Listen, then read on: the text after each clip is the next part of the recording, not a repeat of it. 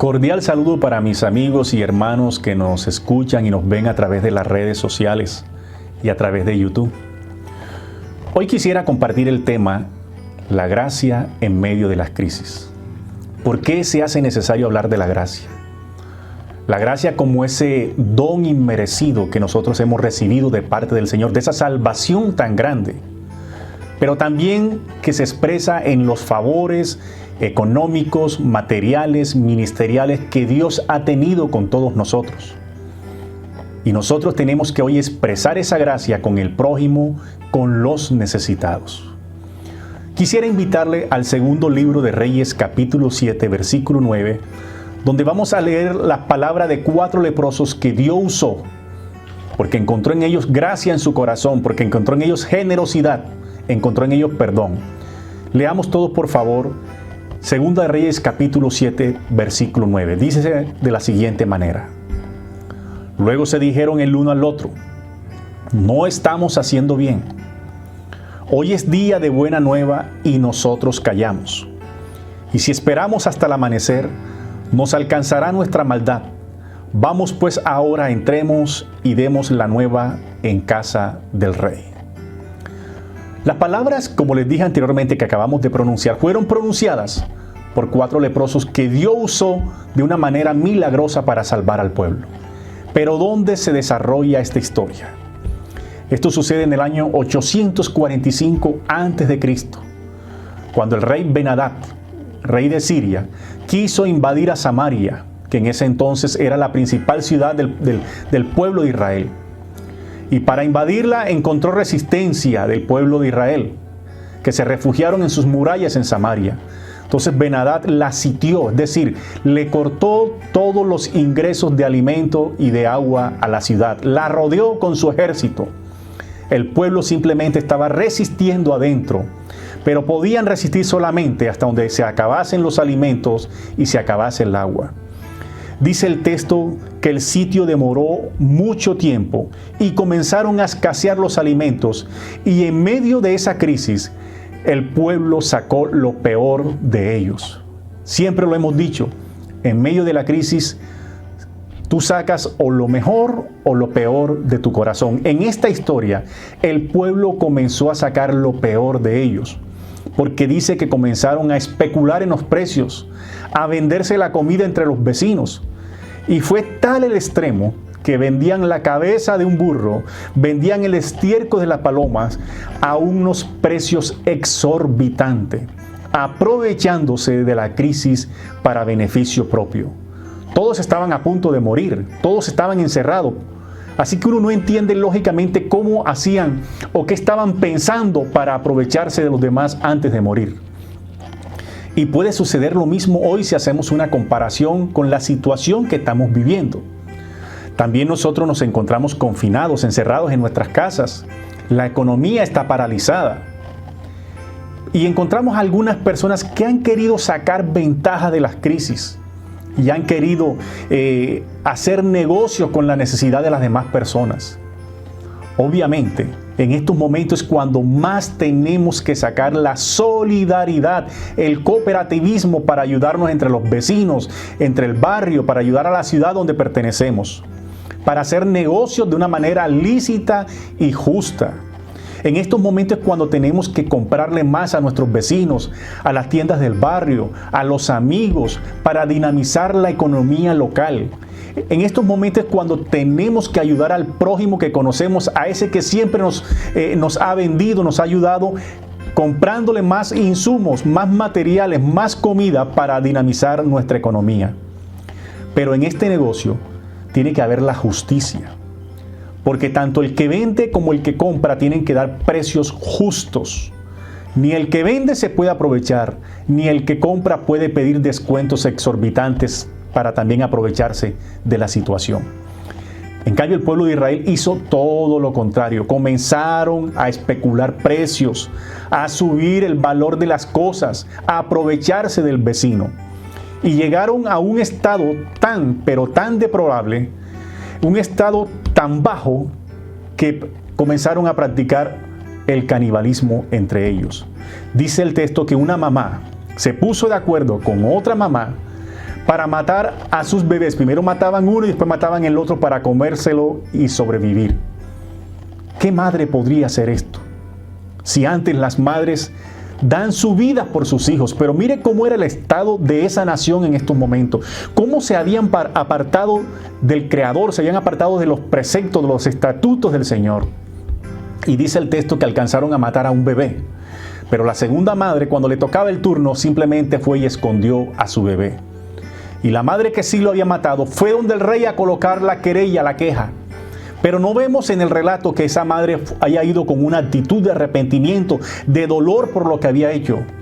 Lo que estaba era molesta porque la otra, como dice uno vulgarmente, se la había volado en el negocio, le había sacado ventaja, la había timado. Y eso era lo que lo tenía molesta. ¿Qué estado tan reprochable, tan bajo había caído esa ciudad? Y el rey, el gobernante, también no era la persona más sabia para dirigir esa situación. Dice el texto que él rasgó su vestidura cuando escuchó esta noticia de esta madre. Y cuando uno lee que rasgó su vestidura, piensa que va a obrar con justicia, que va a obrar con sensatez, pero lo que quería era simplemente solucionar el problema matando al al profeta Eliseo, porque le echaba la culpa de lo que estaba sucediendo. Un gobernante que quiera solucionar con violencia una situación de escasez no es un gobernante que obre sabiamente. Y dice el texto también, deja ver entre líneas que este gobernante era egoísta, porque cuando más escaseaban los alimentos y comenzaron a matar los animales, dice que él tenía unos caballos y no los había entregado para ser sacrificado por el pueblo. Y lastimosamente, si hacemos una comparación entre ese gobernante y algunos gobernantes de nuestras ciudades, de nuestras localidades, vamos a encontrar mucho parecido, lastimosamente. Hoy vemos a través de la noticia cómo los organismos de control están sancionando a algunos gobernantes que han utilizado esto de la pandemia del COVID-19 para enriquecerse. Están usando el erario público, la plata que deben usar para calmar el hambre en las personas, en los más necesitados, en los pobres, en los miserables. Están sobrefacturando para quedarse con ganancia para sus propios bolsillos. Esto es una actitud más que reprochable. Es una actitud que debería avergonzarlos. ¿Cómo es posible que se estén aprovechando del hambre de las demás personas para su beneficio propio? Y esa era también la actitud de este gobernante. Pero en la historia encontramos la actitud del hombre de Dios. En este caso, el profeta Eliseo. Dice el texto que él estaba calmadamente sentado con los ancianos de la ciudad.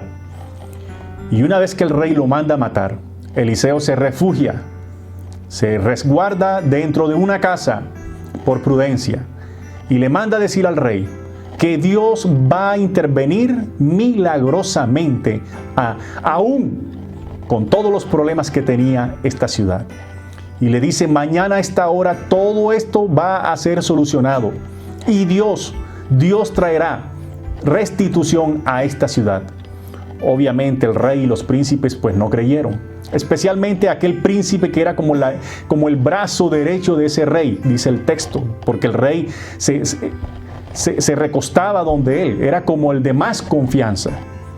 Pero dice la Biblia, ¿qué forma usó el Señor para solucionar este problema? Fueron 4 leprosos que se encontraban fuera de la ciudad. Dice el texto que habían 4 leprosos fuera de Samaria que estaban muriendo de hambre. Ahora recordemos que los leprosos en ese entonces pensaban que eran unas personas que tenían que ser alejadas de la ciudad. A la persona que le daba lepra simplemente la desplazaban, la echaban de la ciudad, porque pensaban que la lepra era una enfermedad infecto-contagiosa. Y dice que había esta comunidad de 4 leprosos expulsados de la ciudad. Los habían sacado de su barrio, los habían sacado de su familia, de su contexto, los habían humillado y ahora vivían de la limosna, de la miseria de la misma ciudad. Ellos se encontraban muriendo de hambre y una tarde recapacitaron y hablando entre ellos dijeron, si permanecemos aquí, pues vamos a morir de hambre, porque nosotros dependemos de la limosna de esa ciudad y esa ciudad ya no hay alimento, que es Samaria. Si vamos a Samaria, pues también nos matan, nos pueden apedrear. Pero si vamos al campamento de los sirios, quizás ellos se apiaden de nosotros y tengan misericordia. Obraron con algo de razón, con algo de sabiduría, y salieron caminando para el campamento de los sirios. Y Dios usó su caminata de una manera milagrosa, porque dice el texto que cuando ellos caminaban, el Señor como que amplificó el sonido, y en el campamento de los sirios no se escuchaban los pasos de estos 4 leprosos. Se escuchaba, era un ejército que venía contra ellos. Se escuchaba caballos, carros de guerra. Se escuchaba tropas de los enemigos que venían en contra de los sirios. Los sirios se llenaron de miedo, dice el texto, y salieron huyendo, dejando el campamento intacto, con comida, con víveres, con provisiones. Así que cuando llegaron los 4 leprosos, encontraron un banquete servido para ellos. Había provisiones, habría comida, y comenzaron a comer. Y también comenzaron a guardar para después. Nuevamente volvieron, comieron y volvieron a guardar. Cuando volvieron la tercera vez, dice el texto que ellos recapacitaron, y es cuando leemos en el capítulo 7, versículo 9, que dijeron: no estamos haciendo bien. Hoy es día de buena nueva y nosotros callamos. Y si esperamos hasta el amanecer, nos alcanzará nuestra maldad. Vamos pues ahora, entremos y demos la nueva en casa del rey. Esa buena noticia no solamente se la guardaron ellos. Ellos dijeron: nosotros podemos vivir, sobrevivir con lo que aquí hay mucho tiempo, pero el pueblo se está muriendo de hambre. Y quizás podríamos llegar a pensar que ya ellos habían perdonado a esa misma ciudad que los había expulsado. Ellos tenían la excusa para decir: vamos a dejarlos que se mueran de hambre porque ellos nos expulsaron, ellos nos desplazaron.